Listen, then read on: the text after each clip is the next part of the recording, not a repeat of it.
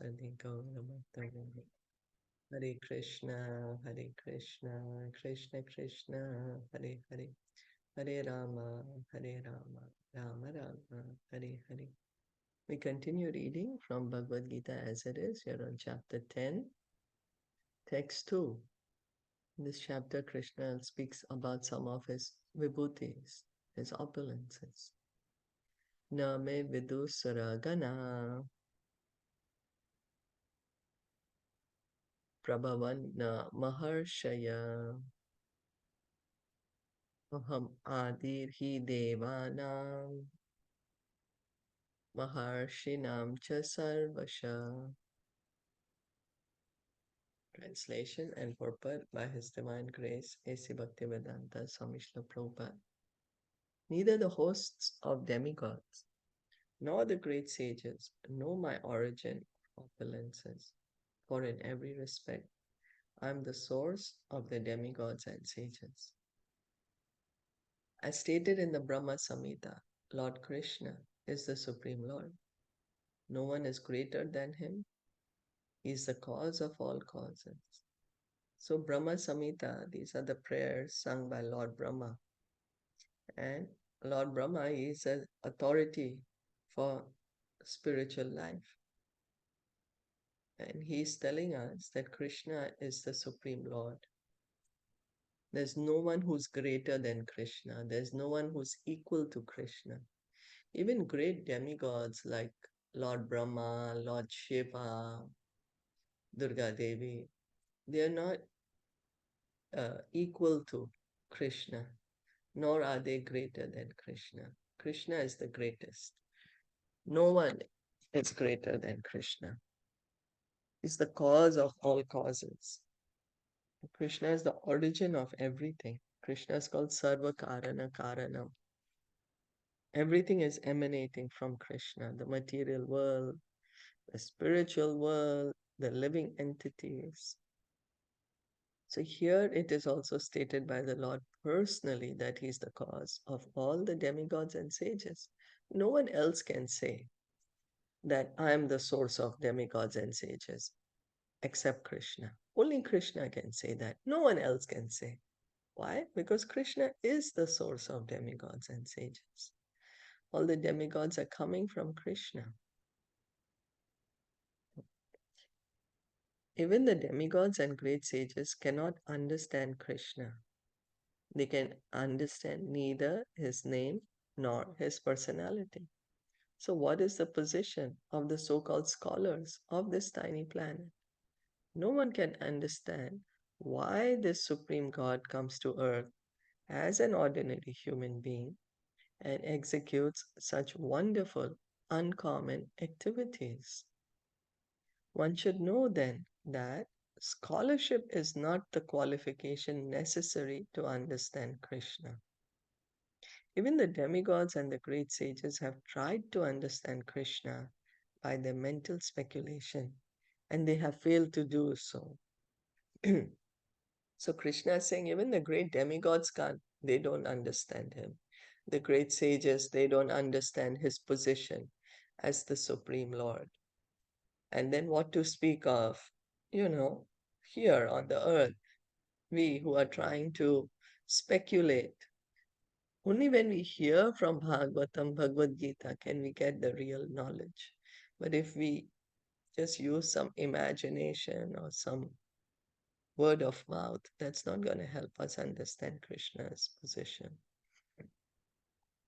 In the Srimad Bhagavatam, also, it is clearly said that even the great demigods are not able to understand the Supreme Personality of Godhead. They can speculate to the limits of their imperfect senses, can reach the opposite conclusion of impersonalism, of something not manifested by the three qualities of material nature, or they can imagine something by mental speculation. But it is not possible to understand Krishna by such foolish speculation. If you want to understand Krishna, you need to hear about him from the scriptures, from Bhagavatam, from Bhagavad Gita, from the devotees, because they know Krishna. But if we are just going to imagine something about God, or let me try to use my own mind to imagine what God is, then it's just our imagination. It's not the truth. If we want to know the truth, we have to hear from the people who know the truth. Here, the Lord indirectly says that if anyone wants to know the absolute truth, here I am, present as the Supreme Personality of Godhead. I am the Supreme. One should know this. Although one cannot understand the inconceivable Lord who is personally present, he nonetheless exists. So in Bhagavad Gita, Krishna himself is saying, I am Supreme God. I am the Supreme Absolute Truth. We simply have to accept it. Krishna is not an ordinary person. Like this, we see so many people time and time again will say, oh, I'm God, I'm God. But Krishna is not like that. He's really God. And he's going to show his universal form to prove that he is God. Not only Krishna is saying he's God, all the Vedas are saying he's God.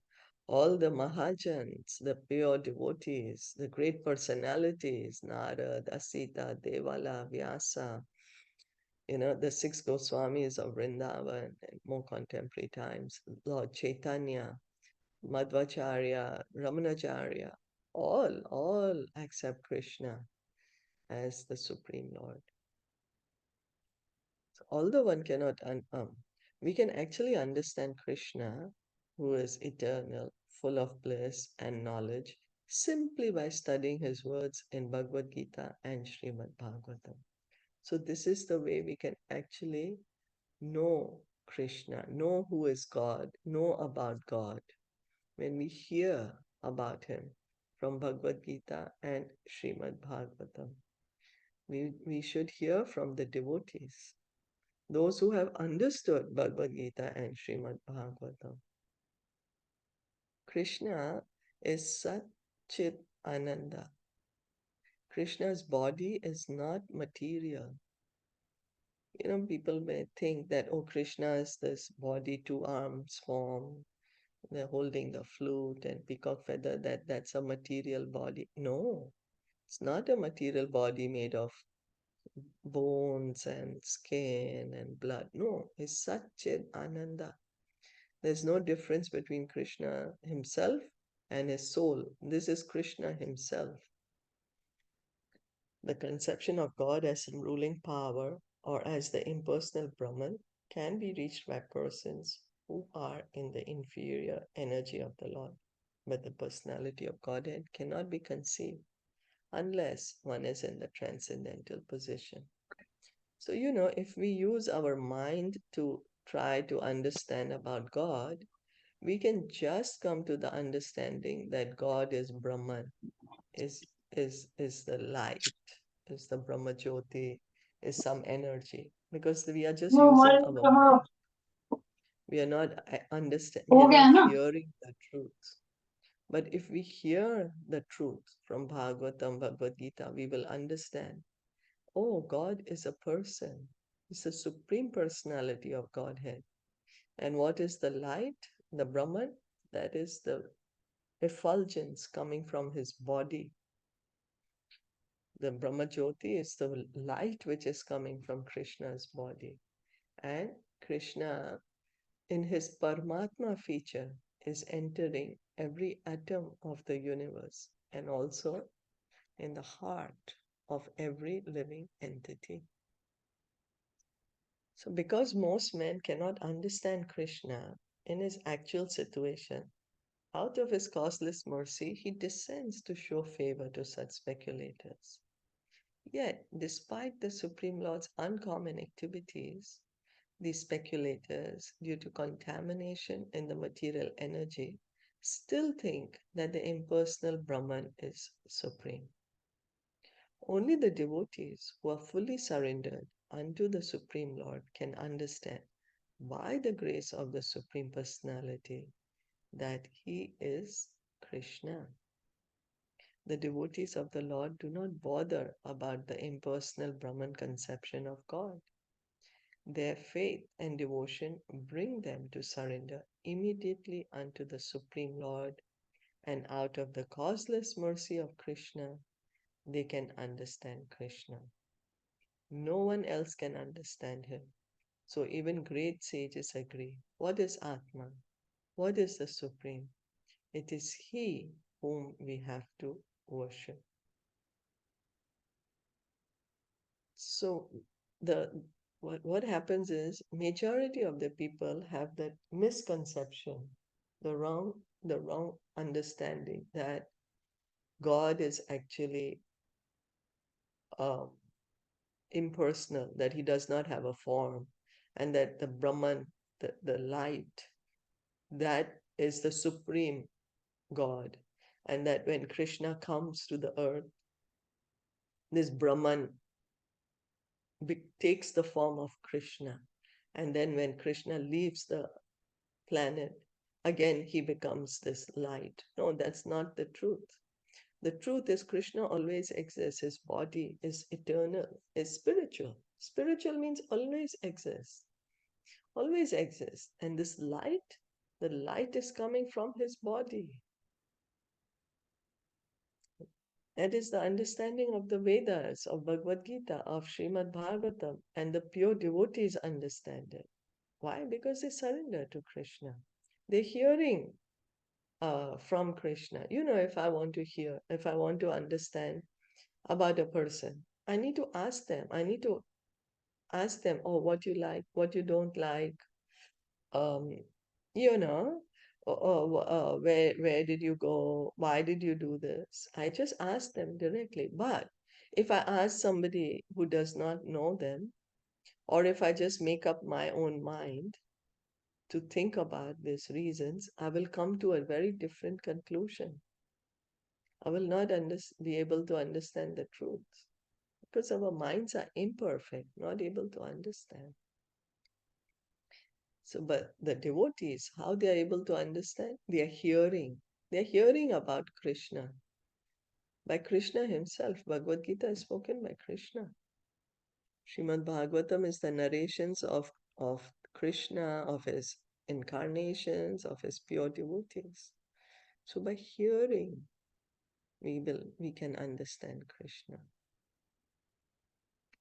The devotees, they surrender unto Krishna, they have faith in Krishna, so Krishna reveals his position to them. They can understand Krishna by Krishna's mercy. Is that okay? Yes. Okay. I can read now. Okay. Yeah. So let's go to this one. Just a Yo minute. mam ajam anadim cha Yo mam ajam anadim cha veti loka maheshwaram veti loka maheshwaram asammodha samartyeshu asammutha samarteshu sarva pape pramuchyate. sarva pape pramuchyate.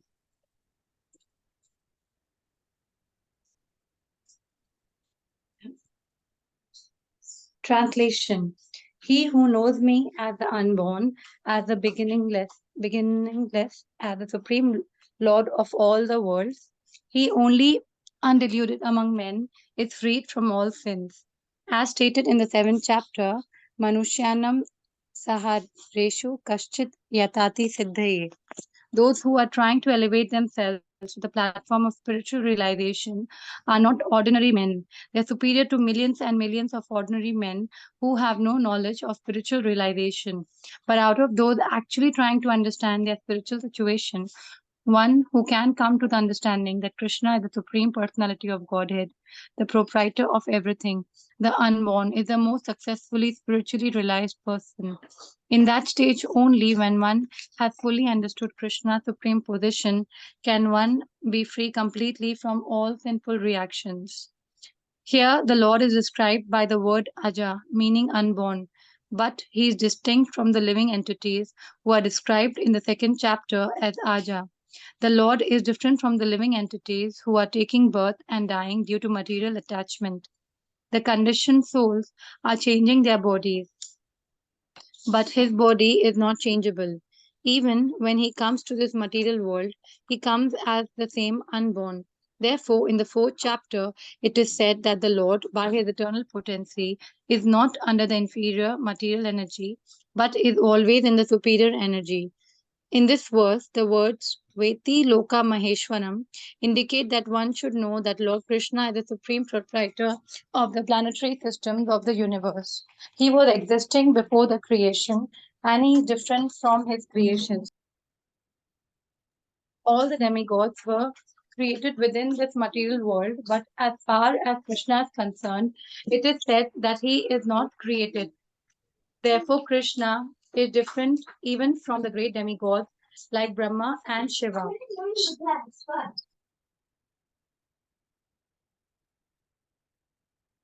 Okay.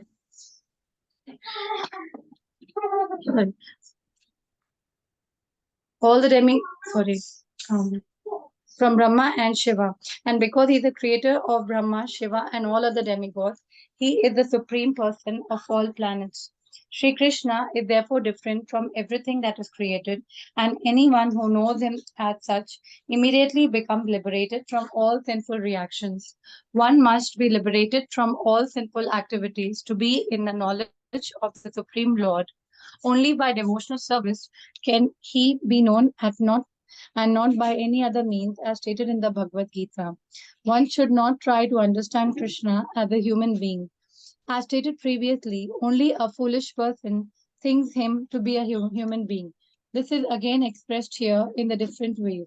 A man who is not foolish, a man who is not foolish, who is intelligent enough to understand the constitutional position of the Godhead, is always free from all sinful reactions. If Krishna is known as the son of Devaki, then how can he be unborn? That is also explained in Srimad Bhagavatam. When he appeared before Devaki and Vasudeva, he was not born as an ordinary child. He appeared in his original form and then he transformed himself into an ordinary child. Anything done under the direction of Krishna is transcendental. It cannot be contaminated by material reactions, which may be auspicious or inauspicious. The conception that there are things auspicious and inauspicious in the material world is more or less a mental concoction because there is nothing auspicious in the material world. Everything is inauspicious because the very material nature is inauspicious. We simply imagine it to be auspicious. Real auspiciousness depends on activities in Krishna consciousness in full devotion and service. Therefore, if we at all want our activities to be auspicious, then we should work under the directions of the Supreme Lord. Such directions are given in authoritative scriptures such as Srimad Bhagavatam and Bhagavad Gita, or from a bona fide spiritual master. Because the spiritual master is a representative of the Supreme Lord, his direction is directly the direction of the Supreme Lord. The spiritual master, saintly persons, and scriptures direct in the same way. There is no contradiction in the three sources. All actions done under such direction are free from reactions of pious or impious activities of this material world. The transcendental attitude of the devotee in the performance of activities is actually that of renunciation, and this is called sannyasa. As stated in the first verse of the sixth chapter of Bhagavad Gita, one who acts as a matter of duty because he has been ordered to do so by the Supreme Lord and who does not seek shelter in the fruits of his activities, Anashrita Karma Phalam, is a true renouncer. Anyone acting under the direction of the Supreme Lord is actually a sannyasi and a yogi, and not the man who has simply taken the dress of the sannyasi or a pseudo yogi. Oh, Krishna is saying, who knows me as the unborn, beginningless, the supreme Lord of all the worlds. Only He He only undiluted among men is freed from all sins. Krishna has been explaining his position as the Supreme Lord, cause of all causes, the origin of everything. And Krishna himself is speaking. He's not saying something inside of me, something out of me. No. When he's saying engage your mind in always thinking of me, he's saying think of me as, in the two-armed form, as he's standing before Arjuna. So we need to accept, we need to hear Krishna's words without misinterpreting them. Prabhupada is trying to explain that there are so many people who are trying to elevate themselves, trying for self-realization. And these are not ordinary people, because the ordinary person, they're not even striving for self-realization. The ordinary person, what is the ordinary person doing? Just wanting to enjoy life. Out of these people, there are some people who are trying to understand the truth, self-realize. So, but then out of these thousands of people who are trying for self-realization, there's hardly anyone who can understand Krishna as God, the Supreme Personality of Godhead, the proprietor of everything, the unborn. And when one understands this, then he is really self-realized. Understanding Krishna's position, Krishna also says in the 4th chapter that by understanding that Krishna's form, activities are transcendental, we get liberation. We don't need to come back to the material world. So we can get liberation easily by trying to understand Krishna's position, that Krishna is God, that his body is not like a material body that how we have. His body is transcendental, Sat, Chit, Ananda. So his activities are not material. His pastimes, his leelas are not material. They are transcendental. And by hearing about Krishna, by hearing about his pastimes, his qualities, we get purified. Our material disease goes away. And we can understand, oh, I'm spirit soul. I'm part and parcel of Krishna. And in that position, one begins devotional service, pure devotional service to Krishna. So the person who's completely understood Krishna's position, he is free from all sins. No sins affect him. So Krishna is described as Aja, unborn. The living entity, the soul, is also described as Aja in the 2nd chapter. The soul is also Aja and Krishna is also Aja, but there is a difference. There's a difference between the soul and Krishna. Krishna is the super soul. The Jiva, Jeev, and we are the Jivas, and Krishna is the Supreme Lord. We are Anu, minute. Krishna is Vibhu. He's the greatest, most powerful. So there is a difference. And that's the reason when we come into the material world, we take a material body. But Krishna, when he comes to the material world, he does not take a material body. He comes in his same spiritual body. That's our difference. We are very minute, 1/10,000 tip of the hair. And when we come to the material world, we keep taking this different material bodies. Right now, we are inside a material body. Then when we die, we are going to take up another material body. Then when we die from that body, another material body. But Krishna, he comes in his own spiritual body. He does not take a material body. So there is a difference. He's coming by his own internal potency. He's not forced to come here to the material world. We are forced. We just find ourselves in this body. Nobody asks us, hey, which kind of body you want? Do you want man body, female body? You want to be born on Earth or Jupiter or Venus? Nobody asks us, which kind of parents do you want? No, nobody asks us. We just find ourselves in this material body. But Krishna, he is not forced. So Prabhupada would give the example that the prisoner, he is forced to enter the prison. No, he's a criminal, so he's forced. He's captured by the police, forced there, and he cannot just leave by his own will. He is bound by the laws of prison. He has to wear the prisoner uniform. But when the president visits the prison just to see, how's everything going on there, he's not bound by the laws of prison. He came by his own will. He just came to see what's happening. He came to see if there's anyone worthy of being, you know, let loose into the normal society. He doesn't have to wear prison uniform. But if the prisoner starts saying, the president is also in the prison, so he's also become a prisoner. That is a mistake on the part of the prisoner. Instead of trying to understand the truth, the president has just come out of his own goodwill. So Krishna is coming to this world out of his own goodwill. He's not forced. He's not under the laws of material nature. His body is not a material body. It's transcendental. Sat Chit Ananda. And he is the creator of this entire material cosmic manifestation. He was existing before the creation, and he's the creator. Just like the potter and the pot. The potter exists before the pot. And then the potter, by his energy and this earth, he takes some earth, some water, and he makes the pot.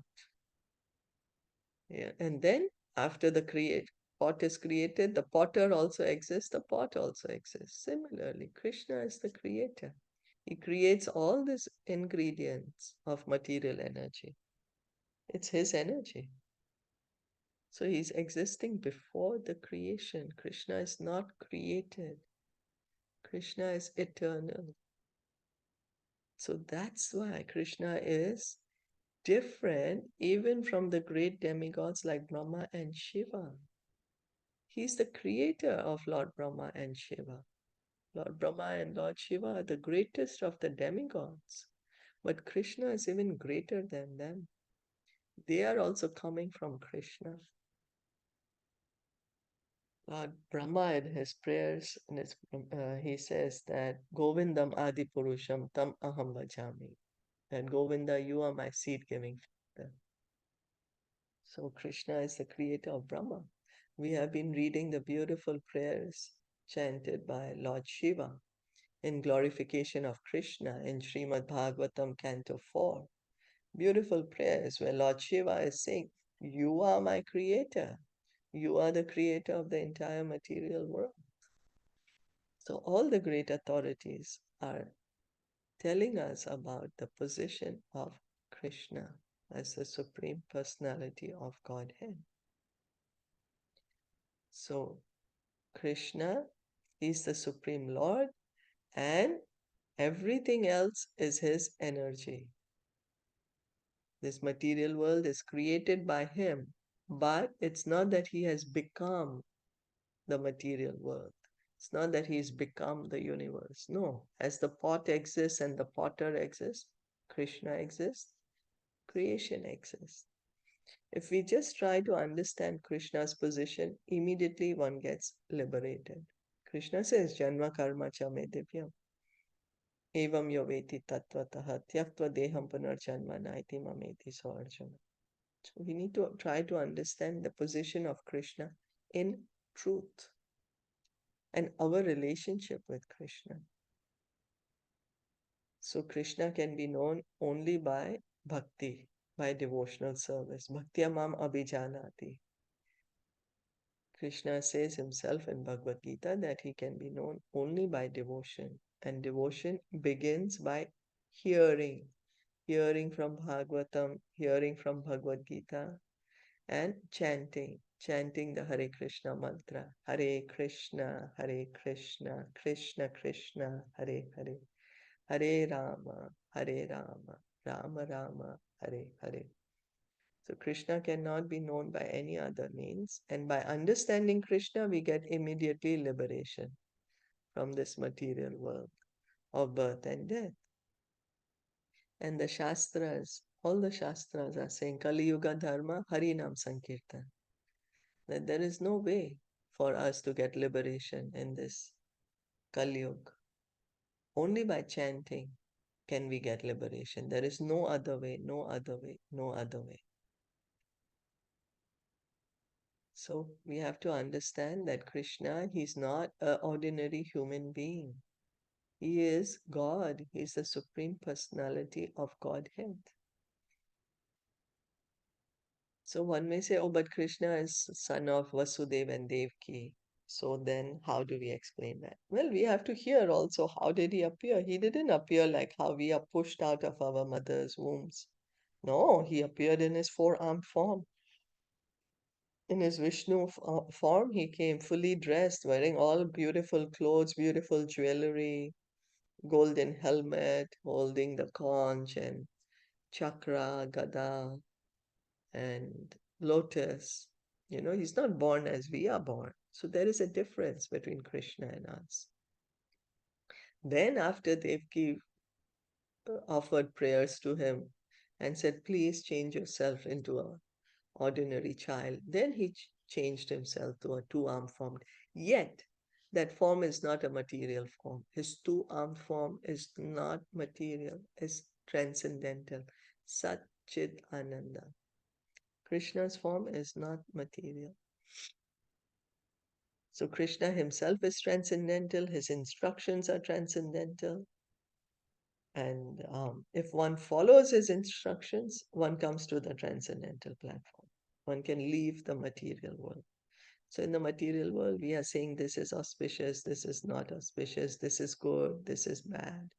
But in the material world, if we actually analyze, everything is inauspicious. Why? Because we are not supposed to be here. We are supposed to be in the spiritual world, as in our spiritual bodies, not in the material body, where we are subject to birth, death, old age, and disease. So real auspiciousness depends on devotional service. That's really auspicious. Devotional service is the most auspicious. It's a spiritual activity, is beyond material auspiciousness. You know, we cannot compare it to material auspicious. It is a spiritual activity. So hearing from Krishna, hearing from the pure devotee, from Srimad Bhagavatam, Bhagavad Gita, we can also take up the auspicious work of devotional service. So the spiritual master, the bona fide spiritual master, he is a representative of Krishna. He's specifically sent by Krishna to do this work of giving us the real knowledge of Bhagavad Gita, of Srimad Bhagavatam, to bring us back home, back to Godhead. So we need to hear from the pure devotees who are speaking about Krishna. So Sadhu, Guru, and Shastra, they say the same thing. This is the test. The Sadhu, the Guru, and Shastra have to speak the same thing. And all the Shastras say Krishna is the Supreme Personality of Godhead. Vedescha sarver aham eva vedya, Krishna says. By all the Vedas, I am to be known. So all actions done under such direction are free from the reactions of pious or impious activities of this material world. So when one engages for the pleasure of Krishna, under the direction of the pure devotee, under the direction of the spiritual master, then one does not get reaction to the action. You know, we do any action, any karma, we get a reaction. We sow a seed, we will get the plant. Depending which seed we are sowing, we sow a rose seed, rose plant, cactus seed, cactus plant. So any karma we do in the material world, we will get a reaction. Sometimes the reactions are good, sometimes the reactions are bad. But one who engages in devotional service, one who acts for the pleasure of Krishna, then there is no reaction, there is no karma. And in this way, one can get free from the cycle of birth and death. And this, and here we are understanding that this is real sannyas, acting for the pleasure of Krishna, acting as a matter of duty, because he has been ordered to do so by the Supreme Lord, and not wanting the results. And Krishna, this is what Krishna is telling to Arjuna in Bhagavad Gita. You do your duty. You don't be attached to the results. What am I going to get if I do this? Krishna is saying, you act Hello. as a matter of duty. Don't be attached to the results. And this is real renunciation. Renunciation ठीक है does देख not हमारी biscuit mean है वो डब्बा दे just मैं तेरे को डब्बे में डाल changing, देती हूँ that changing our dress, that is not real renunciation. नीचे Real last floor renunciation is when we understand that we are part and parcel of Krishna. So let me work for the pleasure of Krishna. So that is real renunciation. He's a real yogi who's working for Krishna. Is that okay? ये Yeah. Anyone want to add anything? Any comments? Any question?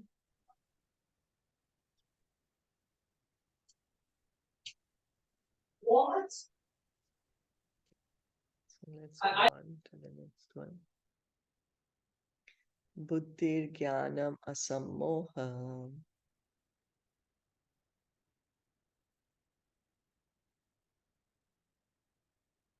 Shama Satyam Dama Shama. Sukham Dukkham Bhavo Bhavo. Bhayam Chavyam Evacha. Ahimsa Samata Tushtis. ahimsa ahimsa Yeah. samata tushtiya Tapodanam Yasho Yasha. tapodanam yasho yasha Bhavanti Bhava Bhutanam. bhavanti bhava bhutanam Mata Eva Prathak Vidha. mata eva pratak vidha.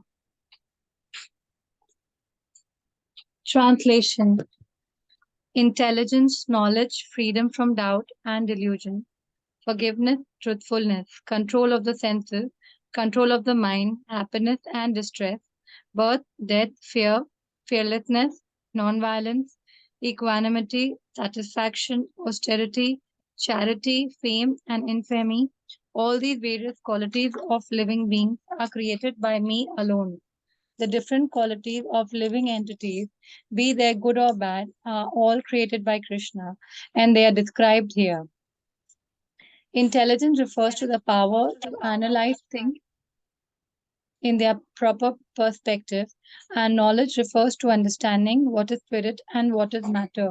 Ordinary knowledge obtained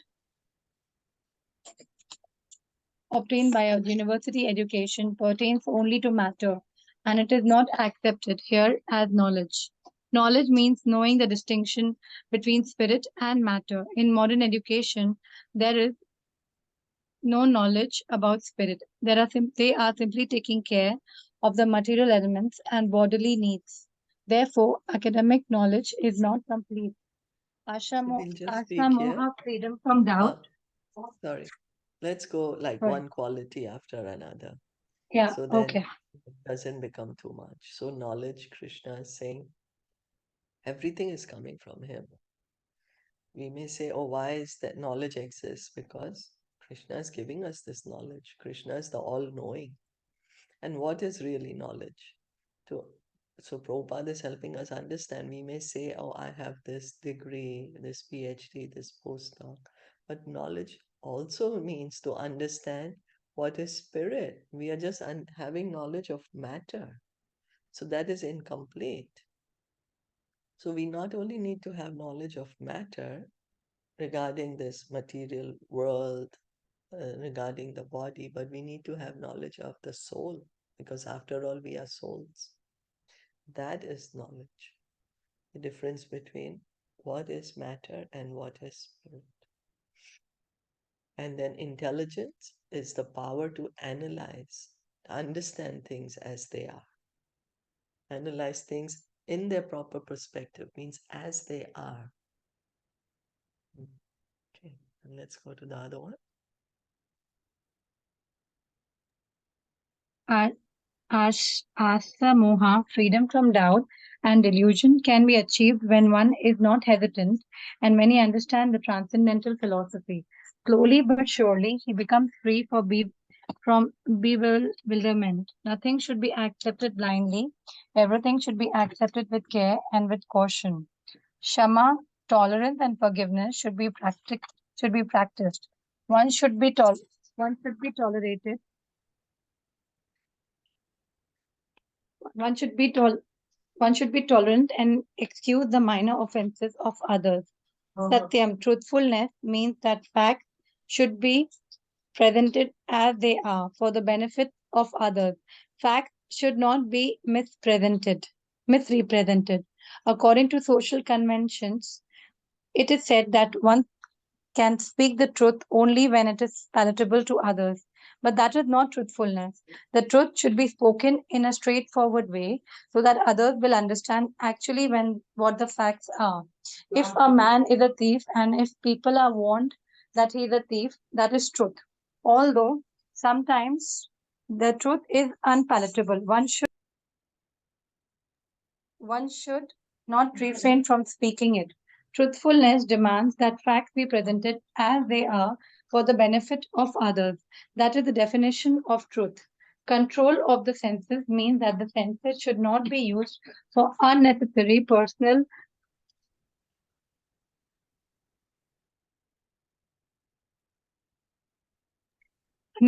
enjoyment. There is no prohibition against meeting the proper needs of the senses, but unnecessary sense enjoyment is detrimental for spiritual advancement. Therefore, the senses should be restrained from unnecessary use. Similarly, one should restrain the mind from unnecessary thoughts. That is called shama. One should not spend one's time pondering over earning money. That is a misuse of thinking power. The mind should be used to understand the prime necessity of human beings, and that should be presented authoritatively. The power of thought should be developed in association with persons who are authorized in the scriptures. Saintly persons and spiritual masters are those whose thinking is highly developed. Sukham, pleasure or happiness should always be in that which is favorable for the cultivation of the spiritual knowledge of Krishna consciousness. And similarly, that which is painful or which causes distress is that which is unfavorable for the cultivation of Krishna consciousness. Anything favorable for the development of Krishna consciousness should be accepted, and anything unfavorable should be rejected. So Krishna goes on to speak asamoha, freedom from doubt and delusion. What does that mean? Freedom from doubt and delusion is when one has understood the knowledge, transcendental philosophy. When one can understand the knowledge of Bhagavad Gita, of Srimad Bhagavatam, then one will get free from doubt and delusion. So as Prabhupada is saying, nothing should be accepted blindly. Everything should be accepted with care and caution. So as we go on hearing and chanting, the transcendental knowledge will be revealed to us. Bhagavatam says that one who is engaged in devotional service, to him he gets causeless knowledge and detachment from the material world. So we continue to hear and chant about Krishna to get free from doubt and delusion. So tolerance and forgiveness. Tolerance, Lord Chaitanya says that one should chant the holy name of the Lord, being more tolerant than a tree, more humble than a blade of grass. giving all respect to others and not seeking any for our own self. In this mood, one can chant the holy name constantly. What happens is we get too stuck up. We don't want to easily forgive, but here we are encouraged to be tolerant and to excuse the minor offenses of others. Satyam, because we all are human beings, we all make mistakes. You know?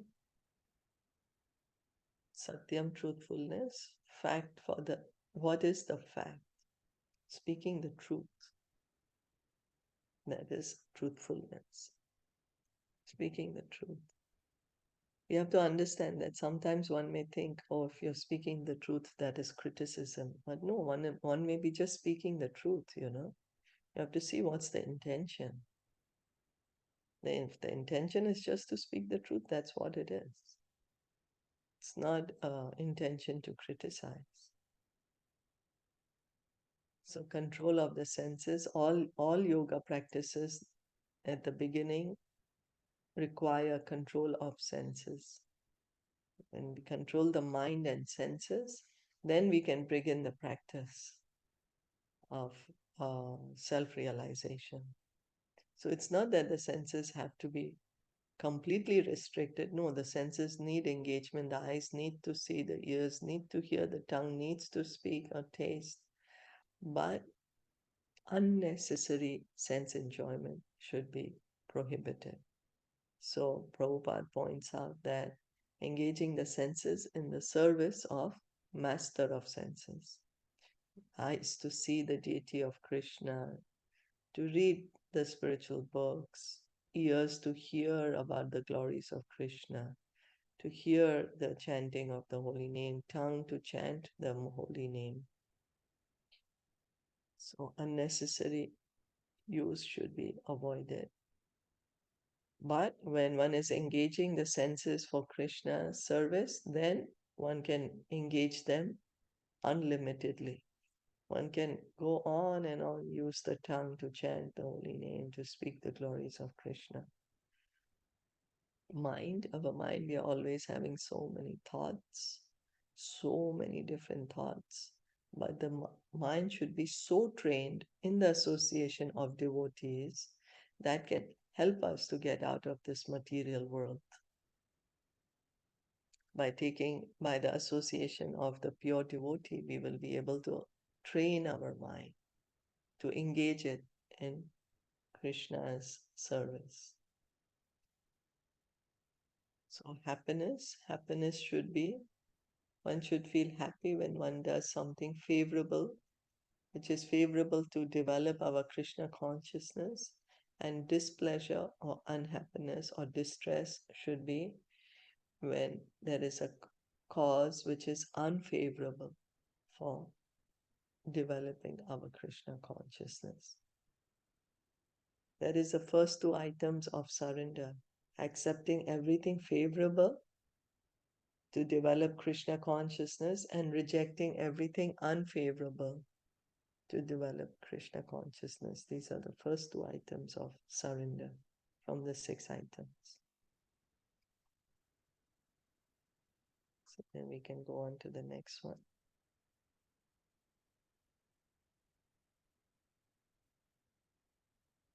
I'll read further. Please. Bhava birth should be understood to refer to the body. As far as the soul is concerned, there is neither birth nor death that we have discussed in the beginning of Bhagavad Gita. Birth and death apply to one's embodiment in the material world. Fear is due to worrying about the future. A person in Krishna consciousness has no fear because by his activities he is sure to go back to the spiritual sky, back home, back to Godhead. Therefore, his future is very bright. Others, however, do not know what their future holds. They have no knowledge of what the next life holds. So they are therefore in constant anxiety. If we want to get free from anxiety, then the best course is to understand Krishna and be situated always in Krishna consciousness. In that way, we will be free from all fear. In the Srimad Bhagavatam, it is stated Bhayam Dvitiya Bhi Nivishata. Shat. Fear is caused by absorption in the illusory energy. But those who are free from the illusory energy, those who are confident that they are not the material body, that they are spiritual parts of the Supreme Personality of Godhead, and who are therefore engaged in transcendental service of the Supreme Godhead, have nothing to fear. Their future is very bright. Their fear is a condition of persons who are not in Krishna consciousness. Abhya, Abhyayam, fearlessness, is possible only for one in Krishna consciousness. Ahimsa. Okay, should I stop on this? Okay. So, Bhava, birth. So, birth and death is only to the body, not to the spirit soul. Krishna says in the second chapter of Bhagavad Gita, the soul is eternal. It's never born, it never dies. But it's the body that, yeah, we are leaving. We die means what? We give up one body to take up another body. And fearful, we are fearful because we don't know what's going to happen. Anything can happen any moment. And we can die at any moment. Our next body could be in the body of an animal. So the fear is very high. But one who has taken shelter of Krishna, he becomes fearless. Fearless at the lotus feet of the Lord. Like a child, when he's alone, small child, he's alone, lost somewhere, he's very fearful, he's crying. What's going to happen? What's going to happen? But as soon as he's with his father, he's not afraid. He's happily going around. He's confident. He knows the father is taking care of me. That's the same position. The pure devotee, he understands Krishna is taking care of me. What is there to fear about? Krishna will bring me back home, back to Godhead. He engages in devotional service, so he is happy in this life. He's always in Krishna consciousness. And at the end of life, he's confident that he will go back home, back to Godhead. That is the position of the pure devotee. He's not fearful, just like a small child who's with his father is not fearful. But others, we are fearful. Why? Because we are disconnected ourselves with Krishna, not able to understand our relationship with Krishna. So then that becomes fearful. Abhayam is possible only for one in Krishna consciousness. So please read out.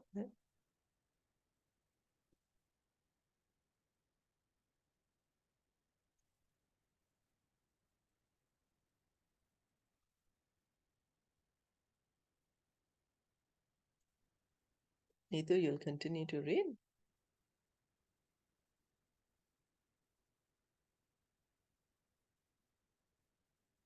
You're on mute in case you are reading.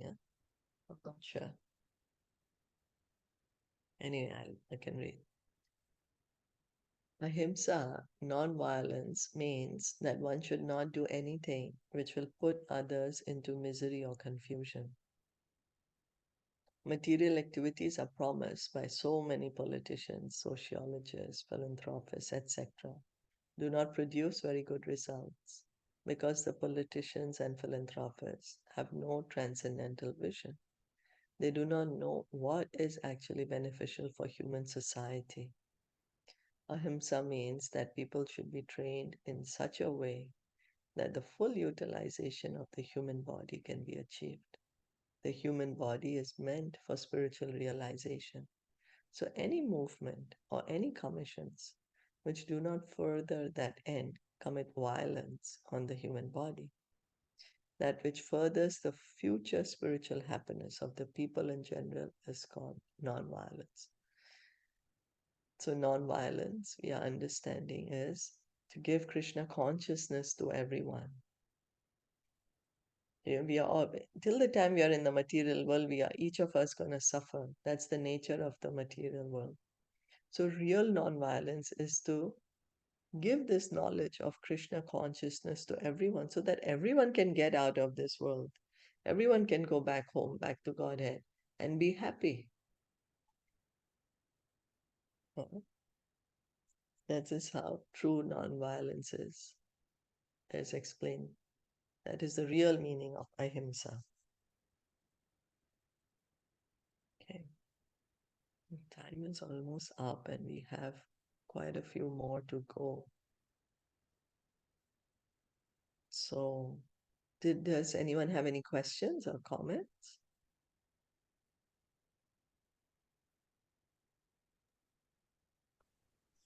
Actually, I had one question. Yes, please. Yeah, it's about the truthfulness which you spoke before. That I think what I could understand is that we speak truth no matter what. But then it often lands us in many problems if we keep speaking the truth. Because actually, people don't want to hear the truth.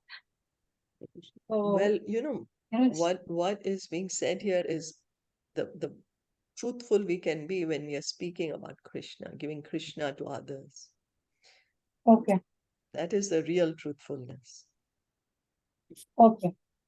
Explaining the absolute truth. Yes? Yeah.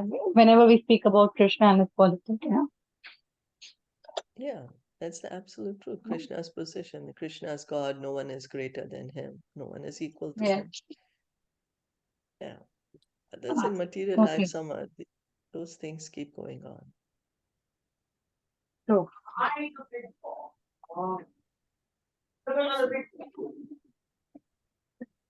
Rima, is that okay? Yeah. Yeah. Yeah. Okay, thank you so much. Bhagavad Gita ki Jai Shri Prabhupada.